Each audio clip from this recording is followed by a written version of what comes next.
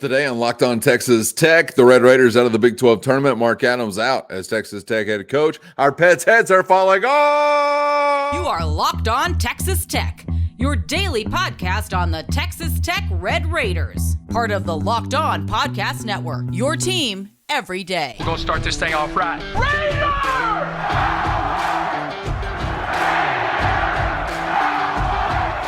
Everything runs through Lubbock.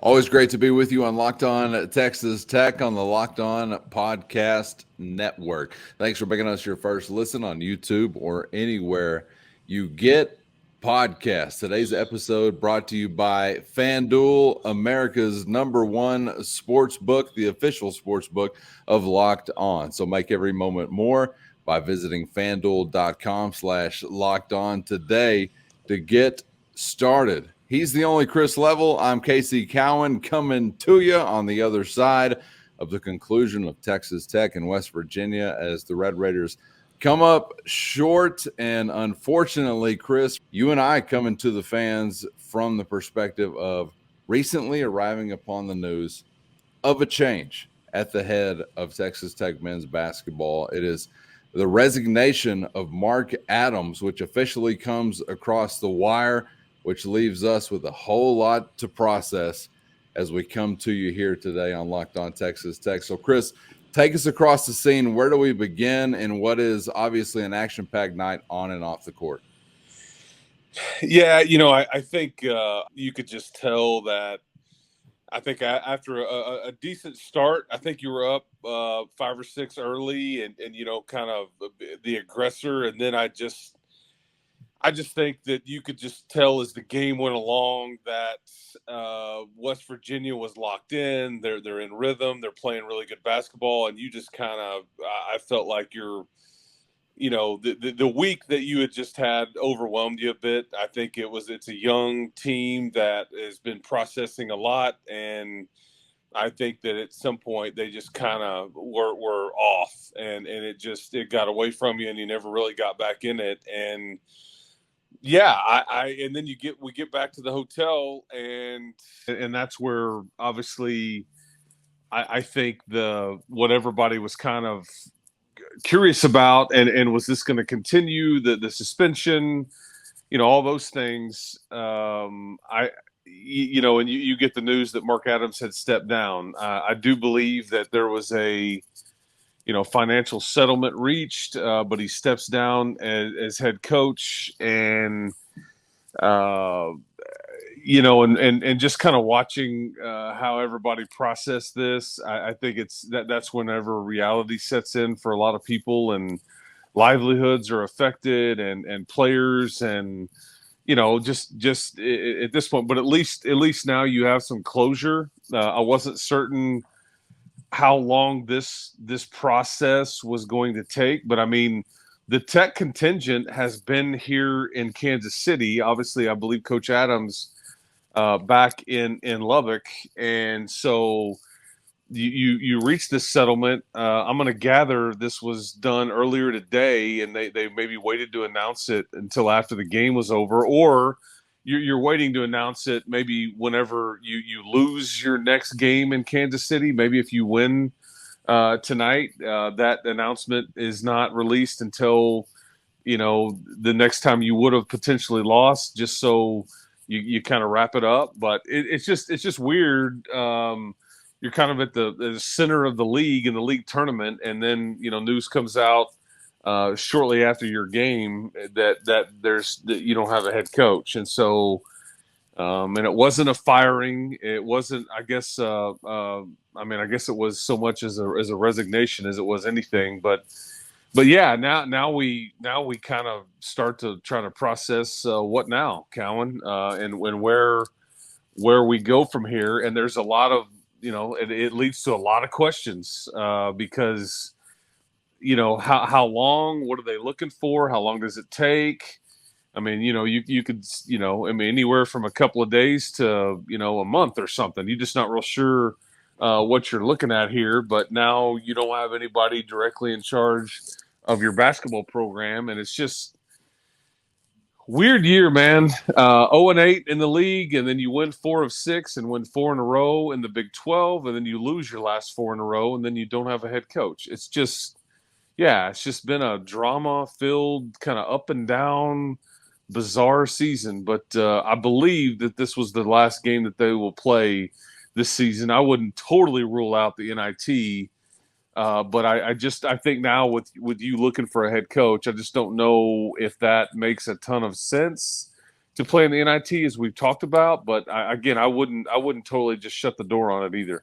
I want to revisit the NIT topic with you in just a moment, but on the Mark Adams front, I thought it was really telling as we've gone through the week. If you hadn't picked it up by now, it seemed like the ending was a foregone conclusion, and I thought it was even more so telling that the immediacy with which you had a resignation announced, I guess foregone conclusion is the word or phrasing or descriptive phrase to use all along. How did you interpret what was such a, I want to say whirlwind turn of events, Chris, but that almost makes it seem like it was unexpected, which I can't exactly describe it that way, but still it was kind of like a cyclone, just coming down the pipe when all of a sudden it's like, all right, here's final score, here's a coach resignation, and here's a transfer portal entry we'll get to coming up in just a moment. But I know you've seen a lot of media timelines and announcement timelines, but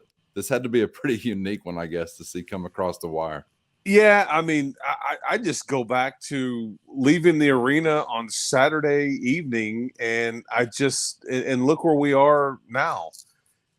I mean, it's just things have been upside down for 3 or 4 days, and it all just happened so fast. And it's going to take a while to process all of this. And I know a lot of people have opinions, and I think that all of the info is not necessarily known, and I don't know if some of it we'll ever know, but it's and look, we've hinted at this at times, but there's so many weird situations we've dealt with in Lubbock as it relates to Texas Tech athletics, and this one is up there for sure. I mean, as far as just oddities and this is an important program on campus, right? I mean, this is one of very few programs, if not just the other program, that makes revenue for the school, and a lot of people care about it, and there's a lot of support for it.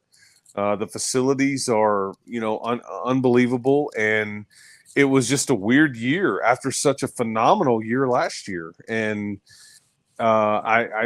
just to be where we're sitting is just bizarre right now. No other way to say it. And it's seeing it up close, kind of like I did in some cases, that is, it's just hard to process. I don't know any other way to say it. I mean, Mark has been a part of Texas Tech basketball in some capacity, for the better part of a decade. He was with Tubby's staff, and he came back with Chris, and he's been at the helm for 2 years as head coach, and now he's not. How we got here, people can infer and read into all those things, but bottom line is he's no longer the head coach, and we have to figure out, where this thing goes. And I know that there'll be a lot of people tasked with trying to figure out, okay, what do we put in charge? What are we looking for? What can we afford to pay? All those kinds of things for the next leader of Texas Tech basketball. But Cowan, it's just wild day. I mean, and I got to tell you, I thought the wildest day I would have in Kansas City was the time when Jeff Haxton and I went on the air for about 15 minutes and doing a pregame show, and then they basically say, pack your stuff up, everybody's going home, and we're not going to have any live sports for about 3 or 4 or 5 months. I thought that couldn't be topped, but today, or I guess last night, technically, it possibly does it. So anyway, just weird, man. I mean, I don't know any other way to say it other than just kind of still processing everything that's happened, because it has happened so fast. Yeah, and you're referring there to a period of medical tyranny, and God only knows what other descriptors you can use to apply to that period and describe it, or to use it to describe something as topsy-turvy as this is just really wild to consider, because all the things that you and I have observed as we spoke on a prior episode of Locked On Texas Tech this week, in the history of Texas Tech leadership changes, some things to be really entered into the annals of unique circumstances, but this is going to be one for the books as well. I feel for those who feel personally for Mark Adams and the Mark Adams family, because I know this is an end that nobody really wanted to see. And I can't imagine anybody drawing it up this way to think that in any of the possible circumstances, this would be the conclusion that we have arrived at. So I know it's going to be staggering for a lot of people across the West Texas, a lot of people across, the map of Texas Tech fans.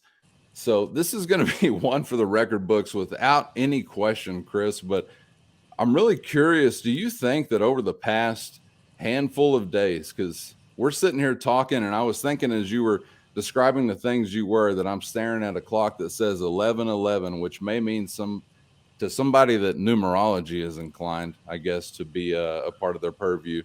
Stars are aligning. Who knows? We'll see. But I'm curious, over the past handful of days, it feels like a lifetime, but it was only Sunday that we saw some of this coming across the bow. What type of back and forth do you think is taking place?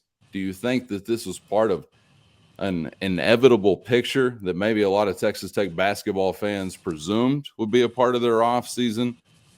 How do you begin to digest that part of it? Because it's such a wild card to throw in at the end of what was already a very tumultuous basketball calendar. But first, today's episode brought to you by America's #1 sports book, FanDuel. And now is the perfect time to download the FanDuel app. Become a new customer, because new customers get that no sweat first bet up to $1,000. That's bonus bets back if your first bet doesn't hit. So just download the FanDuel Sportsbook app today. Safe, secure, and super easy to use. Then you can bet on everything from the money line, point scores, 3 points drained if basketball is your thing, or all points in between. Underwater basket weaving, anyone.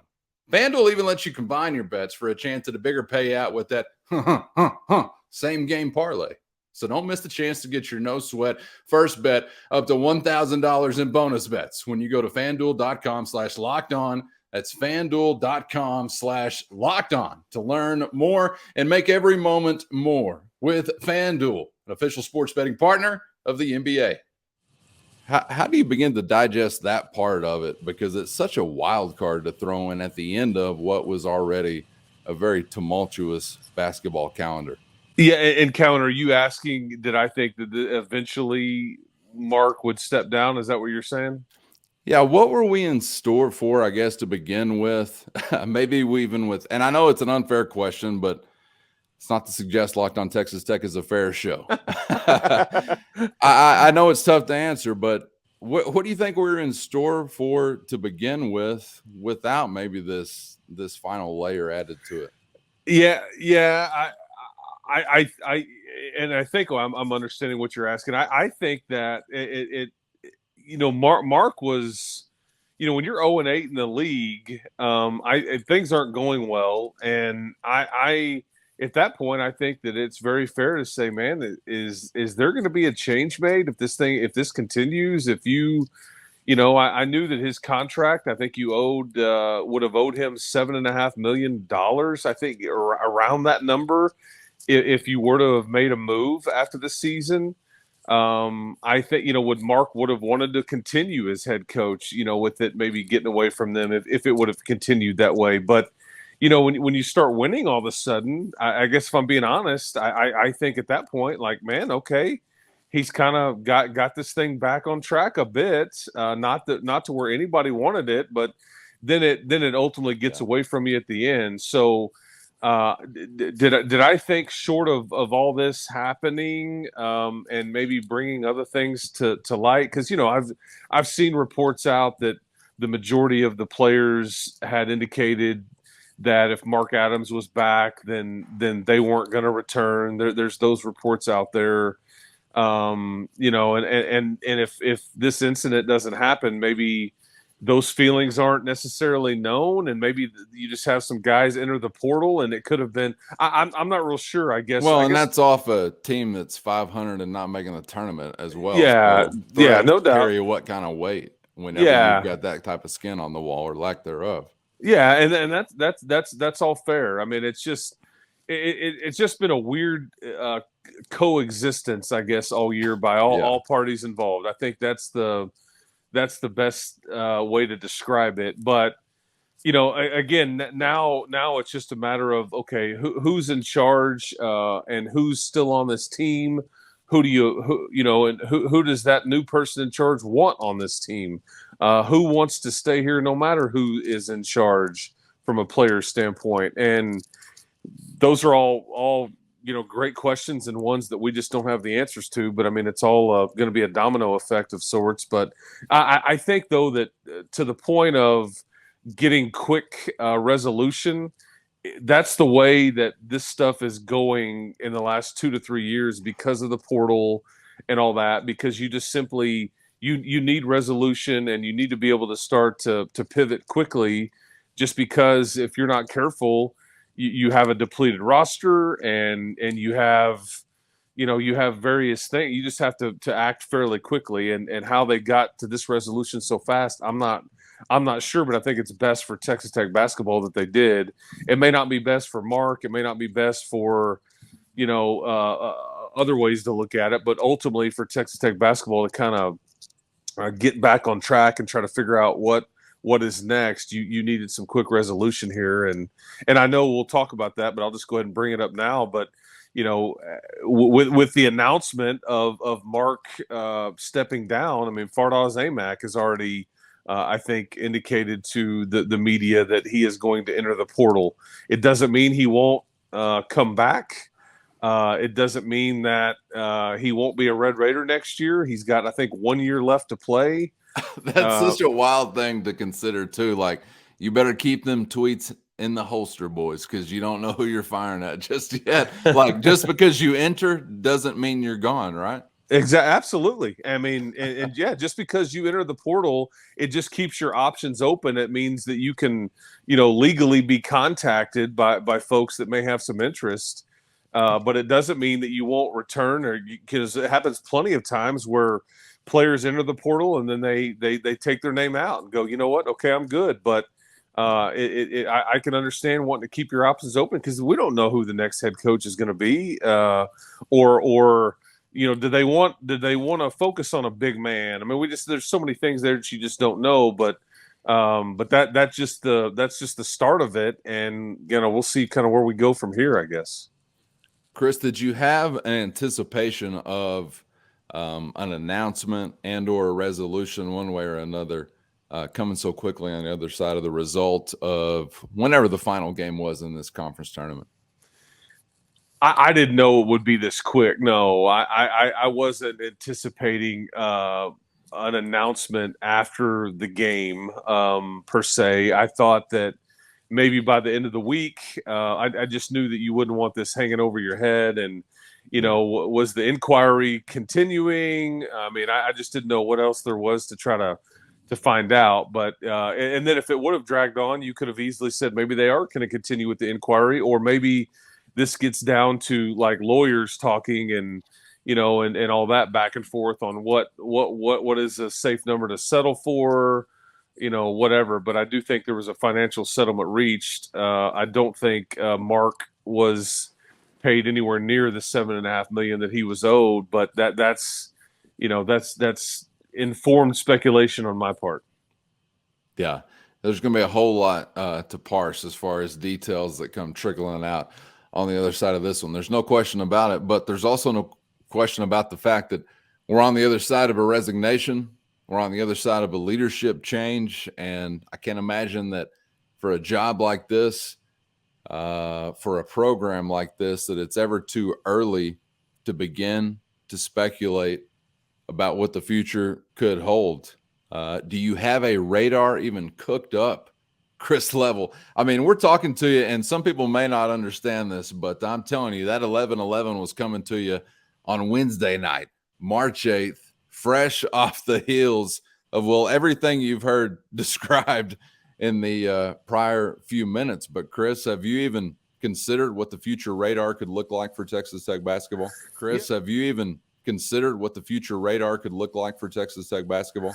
Yeah, I mean, I've thought about it. I posted some things on RedRaidersports.com. I listed off some names that I would think would be wise to talk to, and people can, I think that you'd be wise to at least have conversations with people like, that have been on some of these staffs or are currently on your staff when you've been wildly successful. It doesn't mean you're hiring them. I just think it would be wise to talk to guys like Brian Berg and Barrett Peary that were next to the head coach whenever you went to the Sweet 16 or when you went to the Final Four. I know that I think there's been rumors that Steve Alford has had some interest in this job. Richard Pitino has had interest in this job. And obviously everybody's tossing around the name Grant McCaslin. I think that you would be wise to call Jerome Tang and make him tell who turned Kansas State around in year one. He spent 20 years in Waco and knows the landscape, the state of Texas as well as anybody. And I think he's obviously done a wonderful job. Bottom line is, and I can keep tossing around names and all those things, but bottom line is you want to go find, to me, I think that the best way to describe it is you want to go find the basketball version of Joey McGuire. I mean, that's what you're looking for. Yeah. I mean, yeah. you want energy, you want fit, you want somebody that can maneuver their way through, the portal and NIL and recruiting and again, I don't, if I'm Texas Tech, I don't worry about trying to win a press conference or try to kill somebody with a big name per se, unless they're just the best fit. And again, I would just talk to some of the people that have either been here or that have had interest here. It doesn't mean you're hiring them, but I would just try to glean. Joe Golding is an interesting name. He was at he's at UTEP, was at Abilene Christian before. Now he's really good friends with Chris Beard, but he's a West Texas guy and a really good basketball coach, has an identity. And I don't think they were just great at UTEP this year, but hey, again, Chris Beard's got friends everywhere, and they ain't all turned out like Chris Beard. So I hate to hold that against any of his buddies. Yeah, no, and I get it. And I'm not saying you're hiring these people. These are names off the top of my head that I would just simply say it's worth conversations with and all those things. So, but no, I like that. You're bringing some names to mind that I'd kind of dropped off my own radar. There are some obvious ones I think a lot of folks have had there, but some interesting ones there as well, Chris. And I hate to be a homer here, but I feel like you've got an attractive job. So why not fish in a big pond, right? Yeah, no, absolutely. I mean, and again, how much is Texas Tech willing to spend? I do think they would pay a competitive salary. I don't know if they're willing to pay a top 10 salary in the country, but I don't know that. I mean, there's just so many different things that come into play when it comes to trying to hire somebody.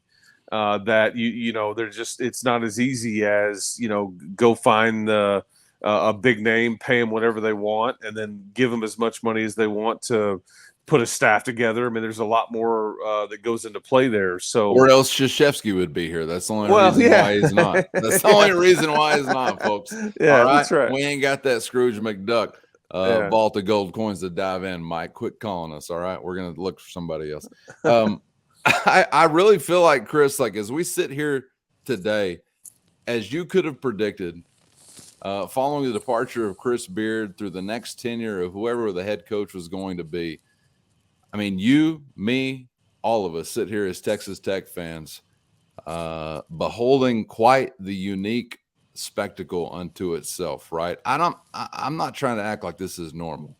This is unusual. And to have this type of experience as a fan, I think really takes something. And as we sit here knowing that this is a valuable seat to occupy within the landscape of college basketball, within the landscape of the best men's basketball conference in America, I can only hope as a Tech fan, which is all I am, that the Red Raiders will make the right choice for the next guy, because I think whoever's going to be at the wheel next has got a pretty powerful will to command. So there's quite a lot riding on what the next decisions are going to be to follow this now departure of Mark Adams. Yeah, 1,000%. I think this is I wrote this on the RedRaidersports.com. This is a tough job. It is, but it's also a really, really good job. The facilities, the support.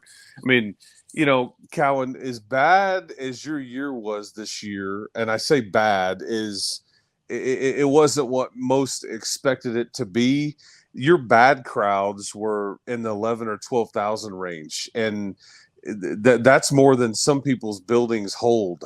So, this is, and again, it's not, it's not a perfect job. It's got its challenges and all those things, but this is a different job now than it was 5 or 6 years ago. And I think that you're right. You have to find somebody that is going to roll their sleeves up and get after it, because you are in a brutal league and it's not going away.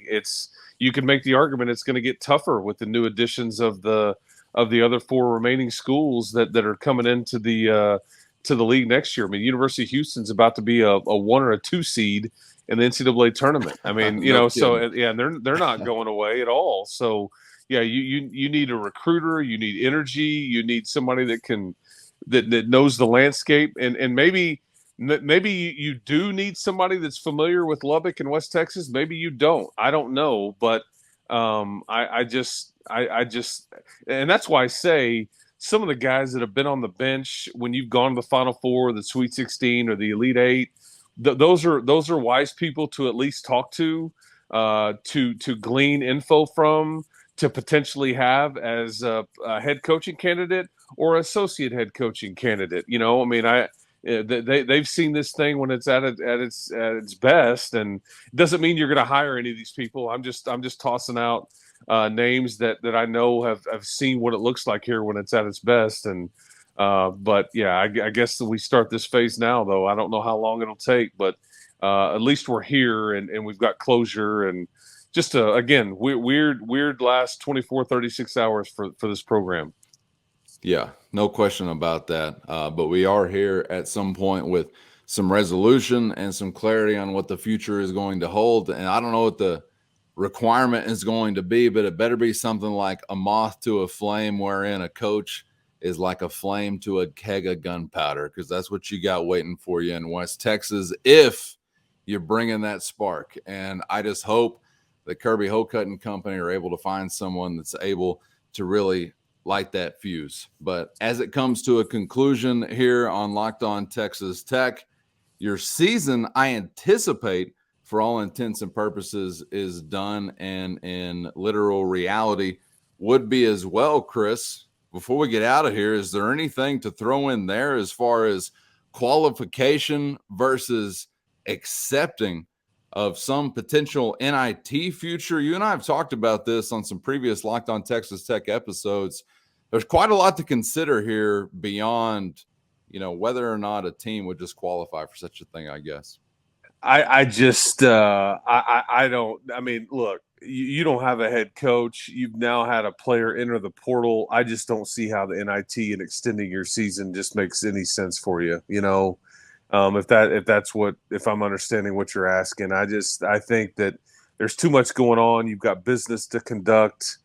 Losing 4 in a row, and especially the way you did in Kansas City, I just don't know if it makes a ton of sense. And again, if I'm wrong and they end up playing in the NIT, then I'll be right there and helping broadcast those games. But I just with all this surrounding your program, I don't know if you would be in a position to succeed anyways. There's just too many things tugging and pulling at you. And like I said, there's business to conduct now as you try to figure out where to go from here. So I don't know if extending your season would potentially hold some of that up. And I surmise that it might. So I just don't know if that's what's best for Tech to play in the NIT if extended an invitation. We'll wait to see what the official conclusion will be, and we'll be here on Locked On Texas Tech to cover it one way or another. But yeah, seems like you got some fires to put out, some rats to kill, and some dogs to maybe target as you look to reestablish a men's basketball program that's been in a very proud position in some recent history, and historically, I'd say, is nothing to turn a nose up at as well. So hoping that somehow, some way, Chris, we'll find ourselves on the other side of this, back to competitive basketball and then some, man. Appreciate the perspectives. As I mentioned already, we're coming to you here on the heels of fresh out the gate. I mean, they're spraying us down with the hose if we're in the produce section at the supermarket. We're so fresh. Reaction here on the other side of the Big 12 tournament coming to its conclusion, as well as the Mark Adams era, which is quite a statement, one I didn't see coming so soon. But appreciate the insights and the time as always, Chris. Hey, thanks, man. Appreciate you doing this. Sorry for dragging on and rambling at times, but yeah, weird times. But we'll keep keeping on and keep hope alive, everybody. We'll talk to you soon. That's right. Keep hope alive. Chris Level, Casey Cowan of Up in This Thing when change is happening either way. To quote Deontay Wilder, to this day, we're still up in it. All right. We'll see what's happening on the other side. Come back for another round. That's why you need to be subscribed on Locked On Texas Tech YouTube channel, anywhere you get podcasts, so you never miss an episode. Thanks for making us your first listen, and hope you'll make Locked On College Basketball your second listen, your one-stop college hoops shop on the Locked On Podcast Network, available on YouTube or anywhere you get them cares. For Chris Level, I'm Casey Cowan. We'll see you next time on Locked On Texas Tech.